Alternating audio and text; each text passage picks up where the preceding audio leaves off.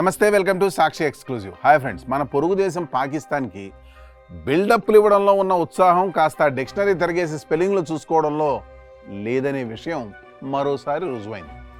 భారత రక్షణ మంత్రి రాజ్నాథ్ సింగ్ గారు గట్టిగానే వార్నింగ్ కూడా ఇచ్చారు. ఈ విషయంలో పాకిస్తాన్ కనుక ఏదైనా వికృతి చేష్టలు లేదా తోక జాడించే పనులు చేస్తే వాళ్ళ ఊహకు కూడా అందని రేంజ్లో మా సమాధానం ఉంటుందని స్ట్రాంగ్ కౌంటర్ ఇచ్చారు.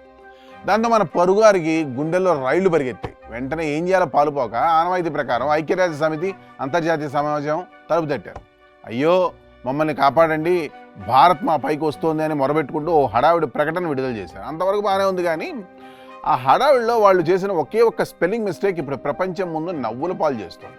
అదేమిటో ఆ వివరాలు ఈ వీడియోలో చూద్దాం. వీడియో అయితే ఎక్కడ స్కిప్ అవ్వకుండా చూడండి. పాక్ భారత్ను ఉద్దేశించి రోగ్ స్టేట్ అంటే కూర్చొని అల్లరి చేసే రాక్షస రాజ్యం లేదా రౌడీ ప్రవర్తన అని రాద్దామనుకున్నారు.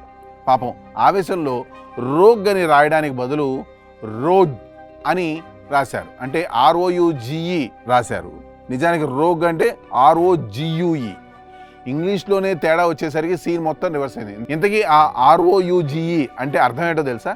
మేకప్ వేసుకునేటప్పుడు బొగ్గలకు పెదవులకు రాసుకునే ఎర్రటి పౌడర్ లేదా కాస్మెటిక్స్ అని అర్థం.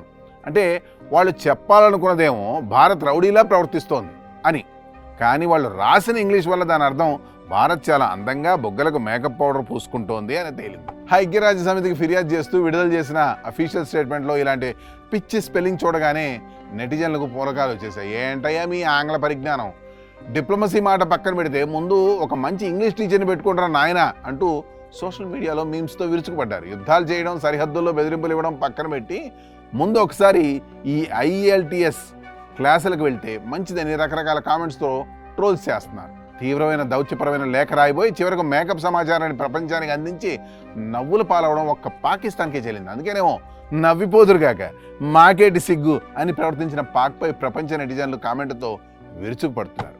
That's all for today. This is Harikrishna signing off Sakshi exclusive.